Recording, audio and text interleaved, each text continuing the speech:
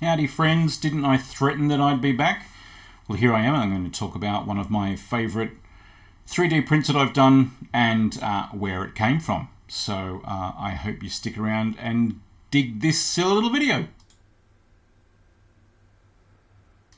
Okay, so about this time last year I went pretty nuts for 3D printing, and I went from having one resin 3D printer that I hadn't used for years to I now have 6, including that original one, 3 FDM printers, which is the type of printer that sort of extrudes plastic, like superheated plastic, and it does like if you imagine decorating a cake and like just piling it up, that's how it prints. Whereas a resin one sort of has a bucket, and the resin is UV light sensitive, so it drops like a panel down into the resin. It switches a UV light on for a sec and then turns it off and then lifts out. So it actually like creates by layers. So one is dip and one is squeeze. The first one I got was a Bambulabs A1.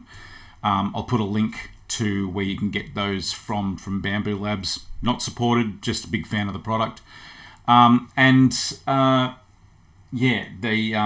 went sort of a little bit crazy with it. Now, originally I was a Warhammer guy. I kind of fell out of love with it for a couple of reasons. I just think it's too expensive now. So, and I don't think that they're creating a product that's easily accessible for young people.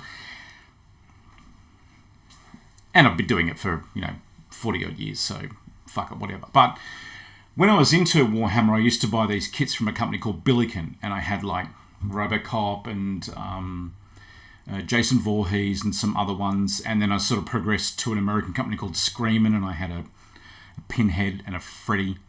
The Freddy was really cool because his hat came off and he had like a hole here where you could see his brain. I love painting those things, and so, but when you move a lot and you're sort of renting, it takes a lot to sort of have a hobby like that where you need machines and places to put the stuff after you've printed it.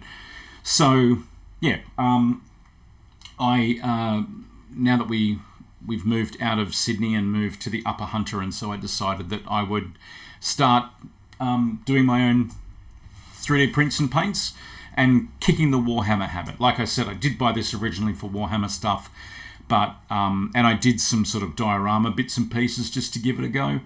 But yeah, sort of fell more in love with the idea of doing statues and stuff like that. Now, when I was looking for those sorts of things, I was getting the diorama stuff from my mini factory, and I was introduced to Cults 3D, which is another sort of 3D STL file. So just to explain it, if you don't know, if you do know, sorry if I'm teaching you how to suck eggs, but an STL file is the file of the information that you download and put that information through a slicer, which takes a 3D statue, which is in the STL file, cuts it into like salami slices, and tells the printer how to print it in layers. I'll explain that a little bit more when I show the bust that I'm going to do, because you can actually see where there was a layer issue with this guy. Yeah, so I tend to be one of those people who, as I think of something, I tend to search for that almost straight away. If you see something, say something, come on, let's party tonight sort of a guy. And so I've been watching, I think it was Texas Chainsaw 3D, because Alexandra Daddario, and so I thought I'd search for Leatherface, and I did.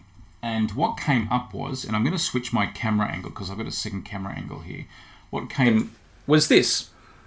So this is an STL file, obviously, of the Leatherface, painted a little bit basically by me. It was the first time I'd done something like this in ages. Everything I'd done before that had been a miniature or something like that for, 40 years. So it was fun to actually do like a model kit. The only model kits I'd done were things like Gundams, and I rarely painted them.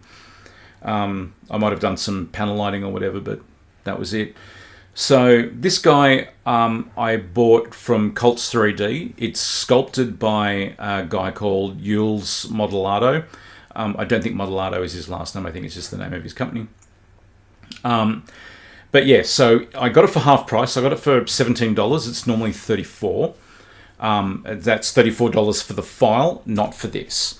And then I printed it on my brand new Bambulabs A1, brand new at the time. And just to explain that sort of the way that it extrudes to print, see the line down the side here? Where is it there? So this line here, that was where I've got a thing called an AMS, and it's got 4 rolls of filament. Filament comes in rolls like a toilet roll or a roll of twine or whatever. And so not like a toilet roll at all. And basically he it was supposed to switch from one roll to the next. The AMS has 4 rolls instead of just one. And I made a bit of a boo-boo when I put different colors on and didn't tell the software that I wanted it to just change to a different color. And so it didn't. It just stopped, and it cooled.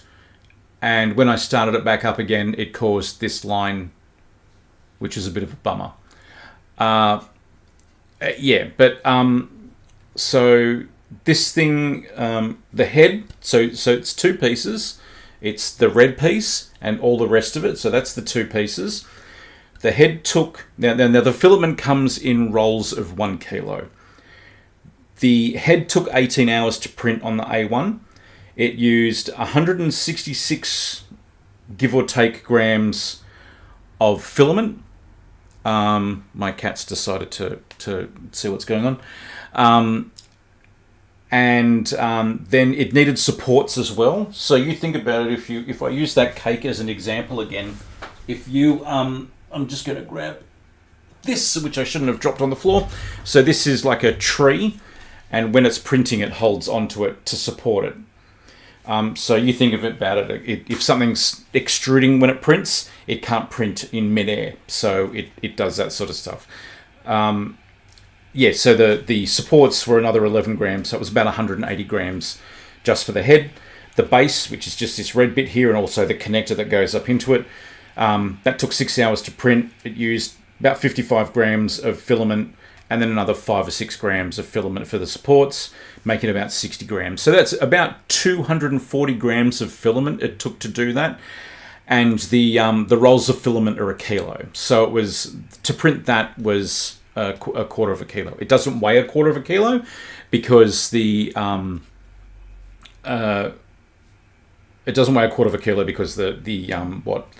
20 grams of filament is taken off that. So I think this is a great model. I painted it, like I said, to the best of my abilities at the time. Unfortunately, I was only new to 3D printing at that point. Filament printing. I had a filament printer when I was very, very, like about 10 years ago. It was a DaVinci 321. Not a great printer. It was supposed to be an entry-level printer, but it still had like so much work to do. But you can see on the back here where I have screwed up and not taken the filament off. I will probably reprint this again sometime. But I really dig it. So this comes from Julles Modelado. You can either buy his stuff from Cults 3D, like I said, or you can join him on Patreon. I'll put the links for his Cults and his Patreon down below. I'm going to go back to the other scene now. There's 3 different levels of his Patreon. There is the Dark and Right, which is $198 a year or $16.50 a month. The Horror Show, which is $3.96 a year or $33 a month. And the Black Label tier, which is $696 or $58 a month. I'm going to have to quickly open the door for my cat.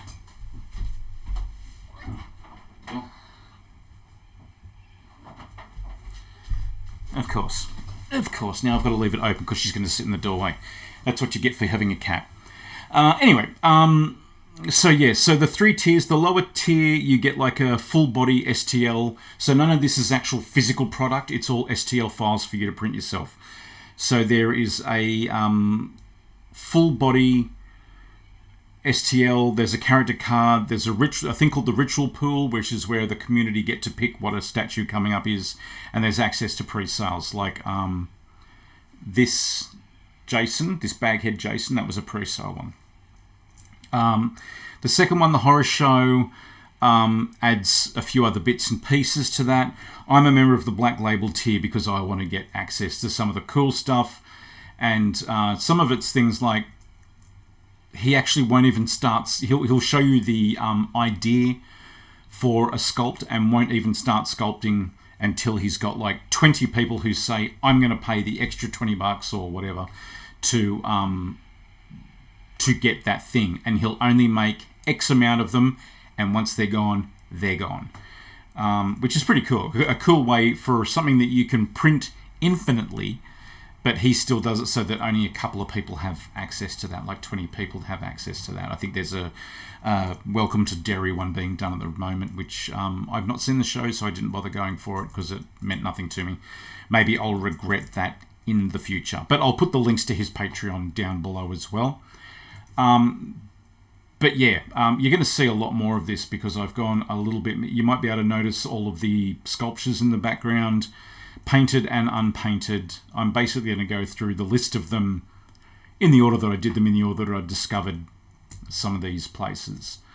But yeah, I'm sort of full tilt into this now. But I'm not just going to talk about 3D printing stuff. I'm also going to talk about, like I've got some new horror manga and some old horror manga that I'd like to do a review of, and a couple of books that have turned up that I'd like to talk about as well. I think there's a review for The Last of Us Series 1 going up on the website very soon. But yes, so 3D printing. Sorry, that's what's happened to my life. And you're going to be seeing a fair bit more of this. I'm only going to show you finished ones because I do have a stack load of unfinished ones like that one. But I'm not going to show you the unfinished ones. I'll show you the finished ones in the order that I got them, and then as I paint some of the unfinished ones... Oh, that one's dusty from me sanding it. And I'll go from there. Thank you very much for watching. Welcome back to Digital Retribution. I hope I didn't disappoint too bad. But yeah, I'll see you soon. I don't have a schedule really. I'm just going to do these when I feel it. So thank you. Talk to you soon.